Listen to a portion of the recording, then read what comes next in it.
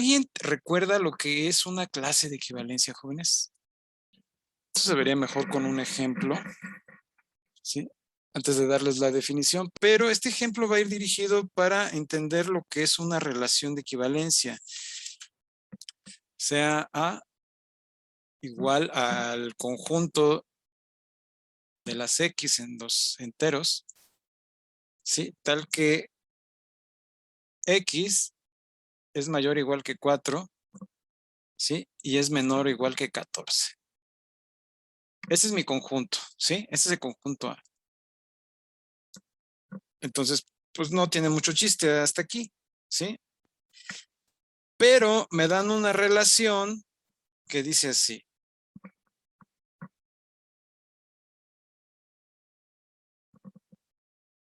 R en A es una relación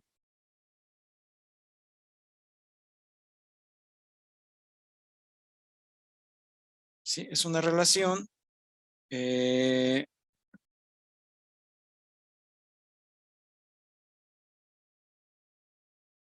donde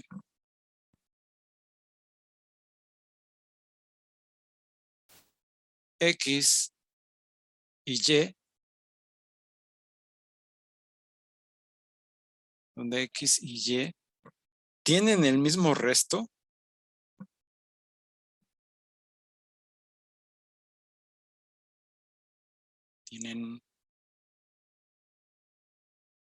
tienen el mismo resto,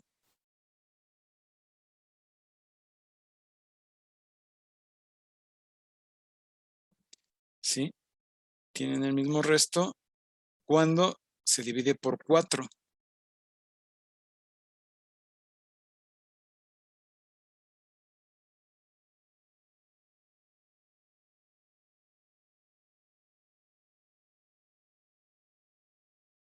Se dividen por 4.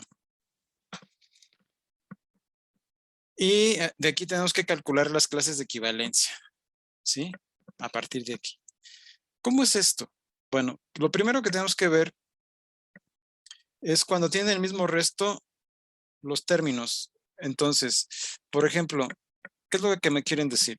Pues cuando tengo, por ejemplo, el 4, ¿sí? Porque lo tengo que hacer con este conjunto. Tengo que ir con los números que van del 4, 5, 6, 7, 8, 9, 10.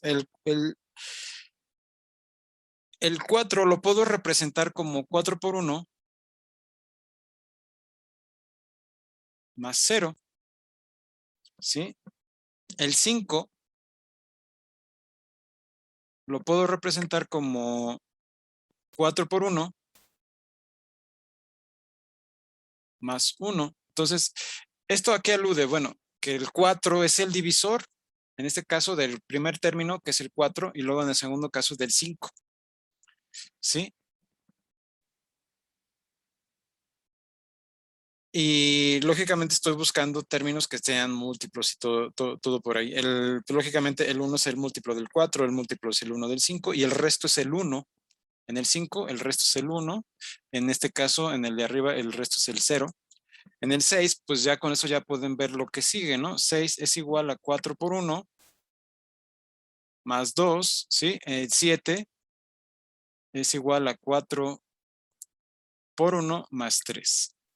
¿Sí? Donde el 2 es el resto de la división entre 4 y 6 y el 3 es el resto de la división entre 4 y 7. El siguiente término, que sería el 8, ¿sí? Lo puedo representar como 4 por 2 más 0. Entonces ahí ya tenemos dos términos, el 4 y el 8 que tienen el mismo resto, ¿sí? El 10, perdón, el 9. El 9 que es igual a 4 por 2 más 1, ¿sí? Entonces tenemos al 5 y al 9 que tienen el mismo resto. El 7, perdón, el 10, ahora sí, el 10 es 4 por 2 más 2. Y el 11, que sería 4 por, perdón, Disculpen las letras que hago. ¿Sí?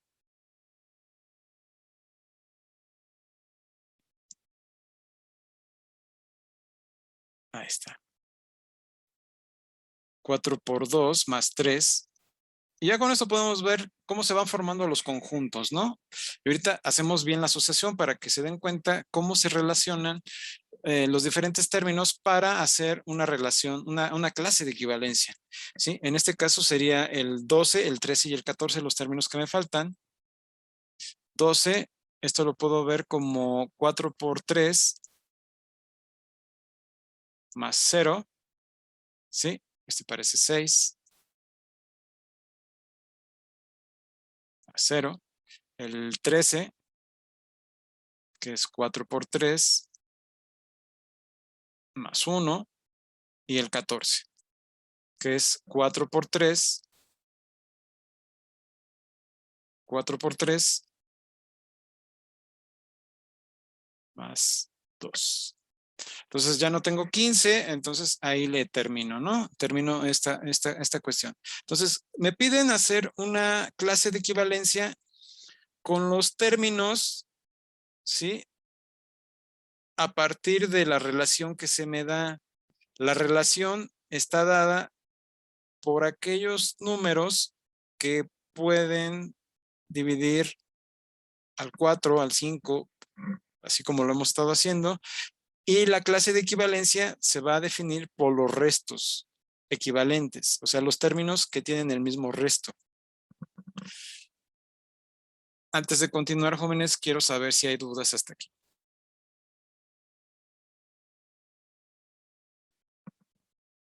No, ninguna. Ok, perfecto. Entonces, ¿cuáles son las relaciones de equivalencia que aquí se forman?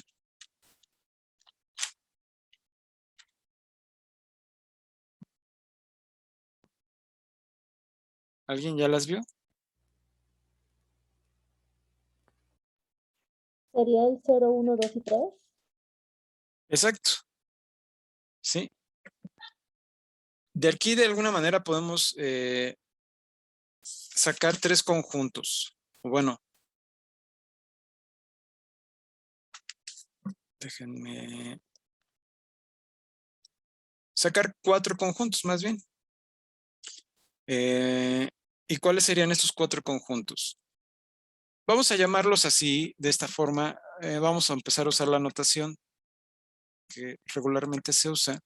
Entonces, el primer conjunto que se formaría de los cuales tienen todos el mismo resto sería denotado de esta forma. Sería 4, ¿sí? Y esto sería equivalente al conjunto de los términos que están dados por el 4,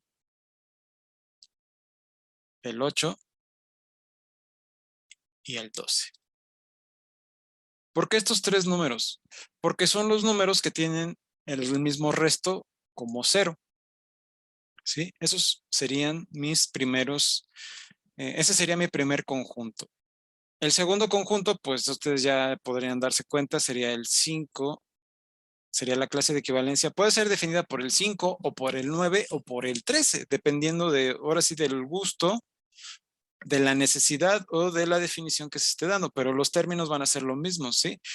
Estos términos serían los que tienen como resto el 1, que sería el 5, el 9 y el 13. ¿Sí? El siguiente conjunto sería el 6, formado por el 6. ¿Sí? Estos términos tendrían el mismo resto, que sería el 6, el 10 y el 14.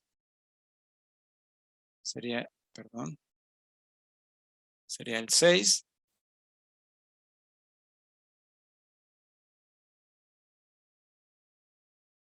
el 10 y el 14.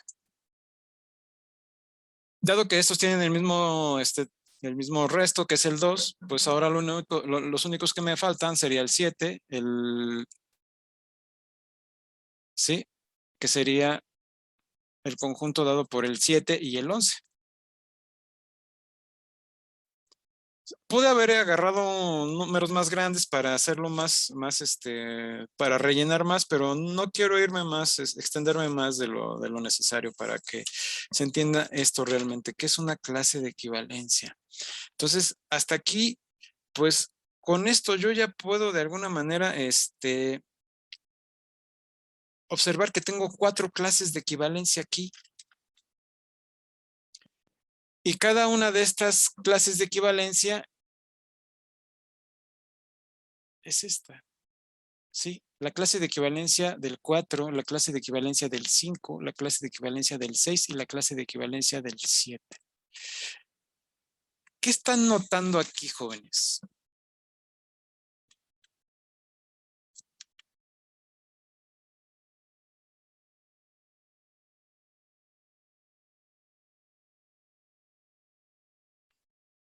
Para que sea una clase de equivalencia, ¿sí? Tiene ¿Son que ser... divisibles entre el 4? A ver, otra vez, por favor. ¿Son divisibles entre el 4? Sí, todas las clases de equivalencia son divisibles entre el 4. Esa es la relación que nosotros dimos. Ese es el punto principal. El detalle aquí, el detalle fino, es para cada una de estas clases de equivalencia, lo que quiero que noten es que de alguna manera son conjuntos disjuntos, ¿sí? Pero antes de adentrarme más en esa parte, ¿sí? Lo que quiero que noten es que cada una de estas clases de equivalencia tienen que tener una relación de equivalencia que de alguna manera las haga únicas, ¿sí? Entonces, tienen que observar que la relación de equivalencia es reflexiva, es simétrica y es transitiva entre los términos de la clase de equivalencia. Por ejemplo, el 4. Aquí vamos a tener el 4, el 8 y el 12. Tiene que haber reflexión, ¿sí?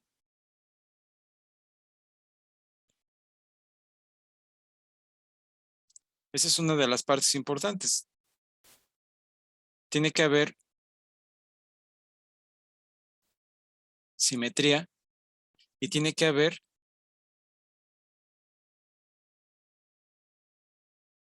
transitividad, pero no nada más entre estos, sino pues ahora sí que mutuamente se tienen que relacionar y tiene que, si el 4 se relaciona con el 12 y el 12 con el 8, pues el 4 se relaciona con el 8.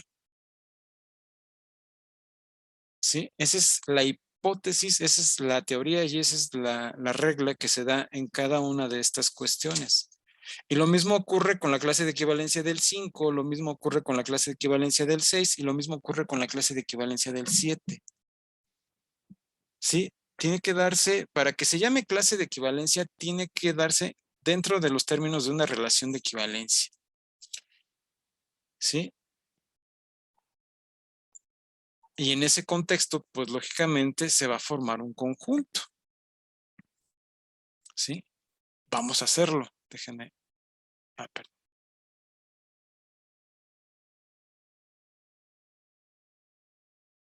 Voy a hacerlo un poco para acá. Esta es la clase de equivalencia del 4. La clase de equivalencia del 5. Ya no sube más. Vamos a ver si lo podemos sacar así. La clase de equivalencia del 5, pues, lógicamente la puedo ver como el 5, el 9 y el 13. ¿Sí? Lógicamente tiene que haber reflexión, tiene que haber simetría y transitividad entre estos. ¿Sí? La clase de equivalencia del 6 y tomando el 10 y el 14. ¿Sí? Igual tiene que haber reflexión y la clase de equivalencia del 7 y el 11.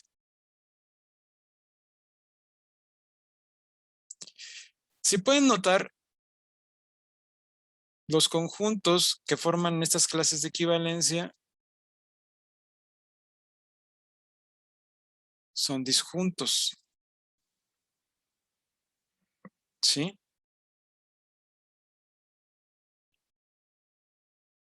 No puede haber una relación entre ellos, o sea, no puedo relacionar el 7 con el 6, por ejemplo, porque la hipótesis aquí es que tienen el mismo resto, ¿sí? Y el 6 y el 7 no tienen el mismo resto, por supuesto. El 6 tiene como resto el 2 y el 7 tiene como resto el 3. Esa es la idea. Entonces, eso es lo que forma los conjuntos en este caso. Entonces, eso hace que se formen conjuntos disjuntos, dada la definición que dimos de relación. ¿Sí? En este contexto, como se podrán dar cuenta, podemos dar una partición. O sea, podemos formar un conjunto, un todo, ¿sí? Formado por la relación completa, ¿sí? Que abarque a los 4 conjuntos, pero dentro de esos 4 conjuntos, la unión de los 4 me da el conjunto completo, ¿sí? Este es un conjunto que está formado por una relación de equivalencia que a su vez me permite formar clases de equivalencia. Entonces, cualquier relación de equivalencia que ustedes den, en teoría, les debe de formar un conjunto, ¿sí? De estas características.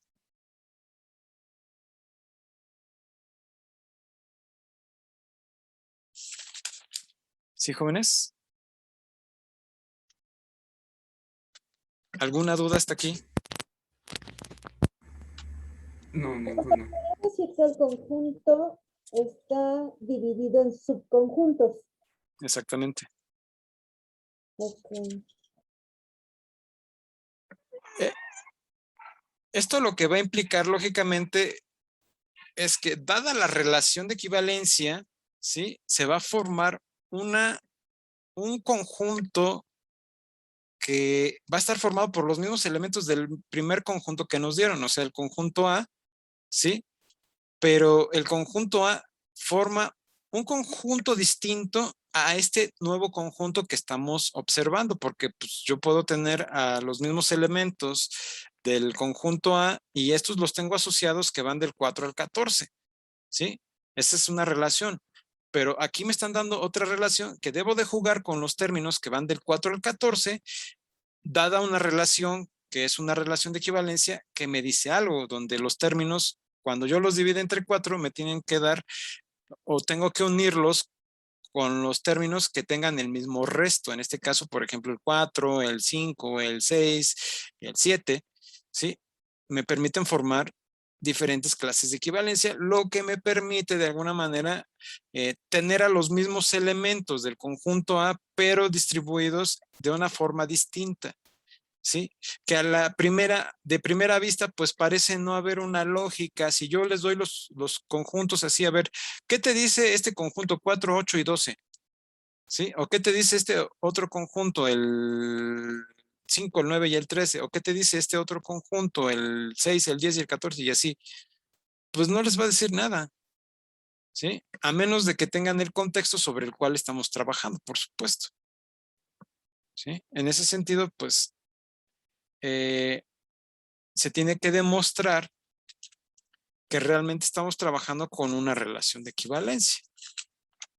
¿Sí? Que hay transitividad, que hay simetría, que hay reflexión y que hay transitividad. ¿Sí?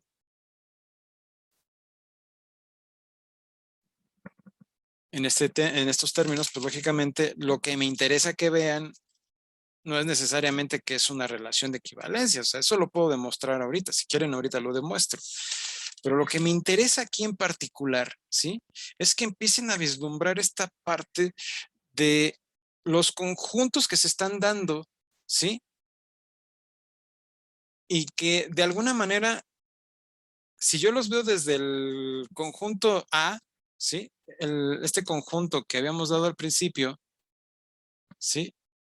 Este de aquí, pues lógicamente, pues me queda vacuo si yo me enfoco en esto. Sí, me queda vacuo porque de alguna manera, pues digo, bueno, ¿cómo diste esto? O sea, ¿de dónde lo sacaste? Pues ya teniendo el contexto, pues ustedes pueden darse cuenta que esto se forma a partir de ahí. Puedo dar otra relación donde yo establezca, donde los términos sean de tal manera que puedo claramente distinguir entre números y que no se toquen, ¿sí? Pero este ejemplo me parece más, un poquito más complicado, ¿sí? Pero más, como decirlo, más lúdico, de tal manera que ustedes vean que dada una relación que parece no tener gran cosa, nos permite establecer un conjunto que nos da 4 conjuntos distintos que son disjuntos, ¿sí? Y esto es importante para una partición. Sí, porque cuando ustedes dan una partición, digo, para los que ya llevaron cálculo 4 y los que no, cuando se establece una partición, lo primero que se debe de establecer es que la relación que hay entre los conjuntos sea vacua, ¿sí? O que de alguna manera no, eh, la permisidad que haya entre estos no vaya más allá del cero o de algo parecido, como vamos a ver un poco más adelante en las próximas clases. Entonces, criterios importantes que ustedes deben de observar para una partición. Entonces, aquí ya estoy yo jugando. Sí, déjenme, a ver, déjenme hacer esto un poquito más a la izquierda. Ahí así. Sí, es que ya no puedo ir más abajo con este editor. No puedo ir más abajo. Puedo abrir otro, pero quiero usar esto, no estar abriendo ventanitas, y puedo abrir otra ventanita y ahorita la abro. Pero lo que me interesa ahorita es que quede en claro lo siguiente. Lo primero que podemos notar es que la unión de las clases de equivalencia, en este caso las voy a definir como A. Y ahorita les pongo de forma,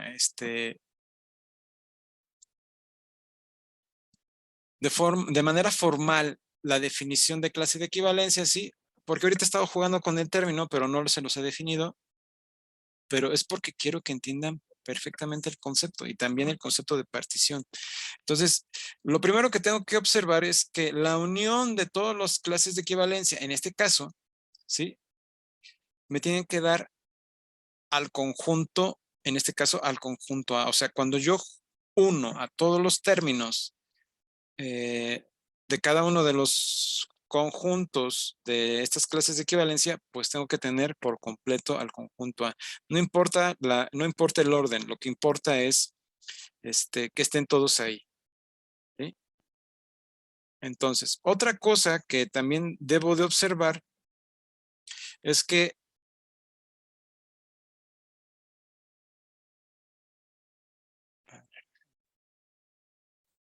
voy a borrar esto. La intersección entre las diferentes clases de equivalencia, en este caso entre 4 y 5, por ejemplo,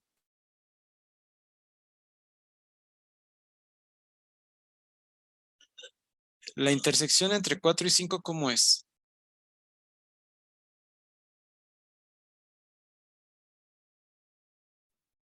El vacío. Es vacía, claro. Entonces, las demás también son vacías. 4 y 6, 4 y 7, en fin, todas las que yo pueda dar. ¿Sí? Entonces, voy a llamarla A y B. ¿Sí? O sea, suponiendo que A puede ser 4 o 5 y B es 5, 6 o 7. Tienen que ser vacías. Y esto es para toda A y B en A. ¿Sí? Ahora, como les digo, la clase de equivalencia la puedo definir como, por ejemplo, en el 4 está el 4, el 8 y el 12. Pude bien haber definido la clase de equivalencia como 8 o como 12. El término es lo de menos. Lo que me importa es el concepto y que se entienda de qué estoy de qué estamos hablando, ¿sí?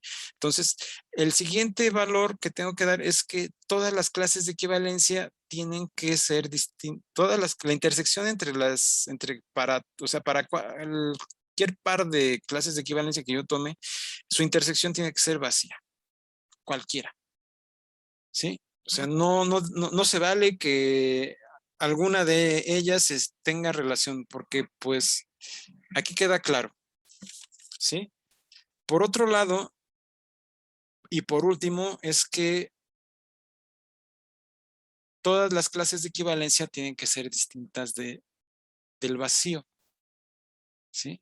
Si me interesa que la intersección entre dos diferentes clases de equivalencia sean vacías, o sea, la intersección sea vacía, aquí también me interesa que todas las clases de equivalencia que yo dé sean distintas del vacío. O sea, que para toda A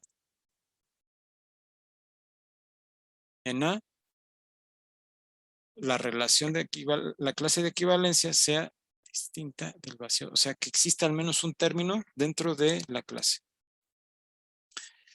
¿Sí?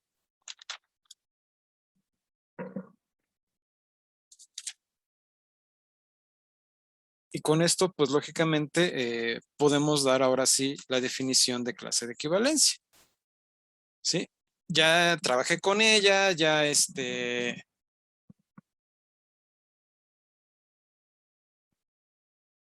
hice malabares con ella y no les he definido otra cosa. Entonces vamos a trabajar ahora ya con la con la definición. Sí, bueno, ya trabajamos con la definición, pero ya se las pongo para que vean que no hay nada extraño, ¿no? Entonces, definición. Si tienen dudas, por favor, también pueden irlas planteando en este momento. Las podemos ir tocando. Vamos a poner una relación R, una relación de equivalencia.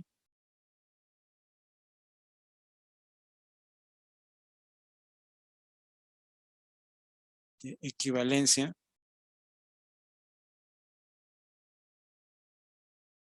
Una relación de equivalencia.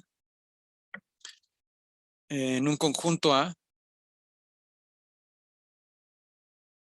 Distinto del vacío. ¿Sí?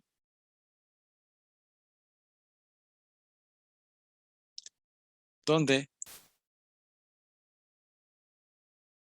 si este término A pertenece al conjunto A,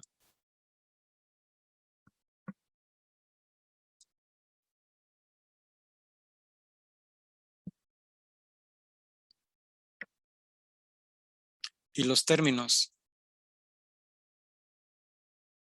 o los elementos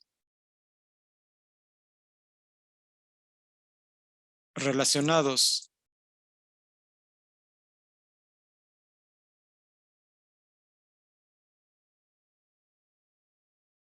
con A forman una relación de equivalencia,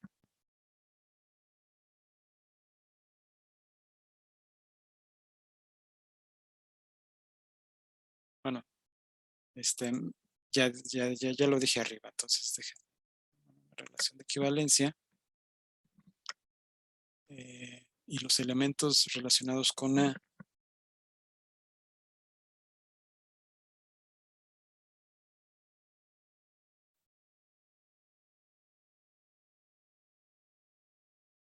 lo llamamos, o más bien, los elementos relacionados con A dan un subconjunto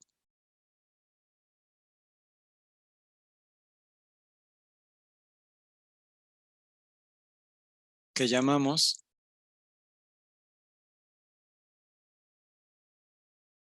conjunto, o más bien clase de equivalencia.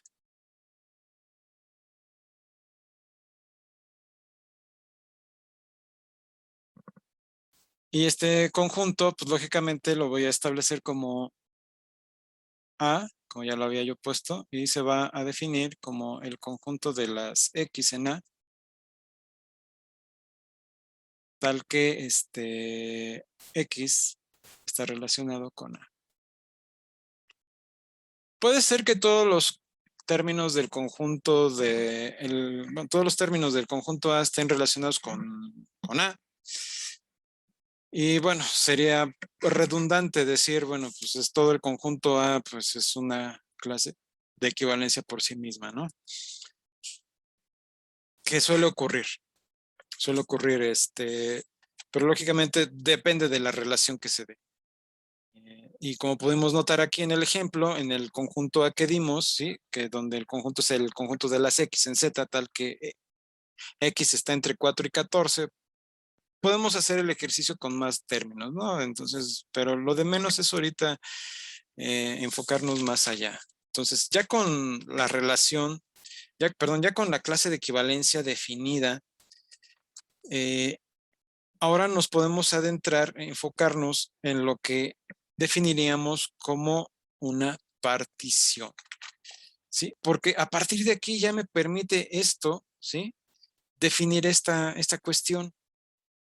Entonces, y con eso ya puedo yo definir lo que sería un conjunto cociente. Pero el conjunto cociente queda más bien como en segundo plano con respecto a lo que a mí me interesa ver aquí, que es la definición de partición. Entonces,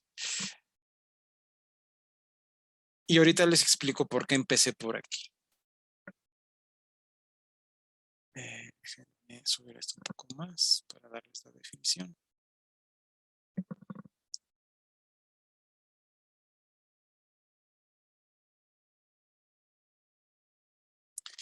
Definición. Entonces, una partición, más bien se llama partición, o se define, se denomina.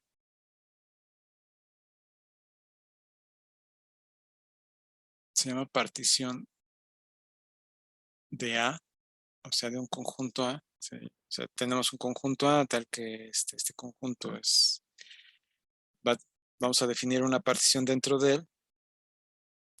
Se llama partición de conjunto A una, de a una familia de subconjuntos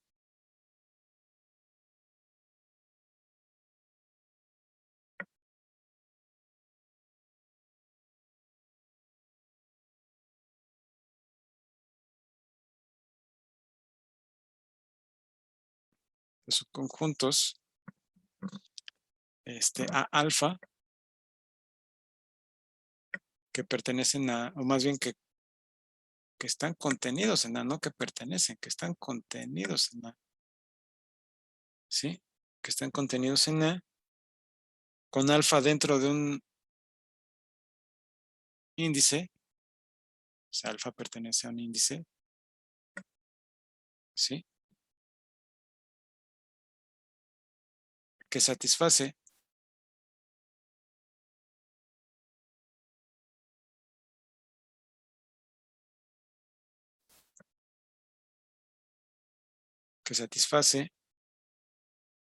uno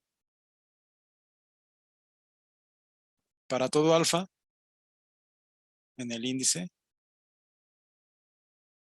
A de alfa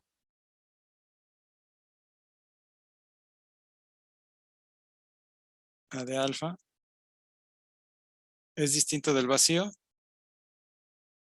2 para todo alfa y beta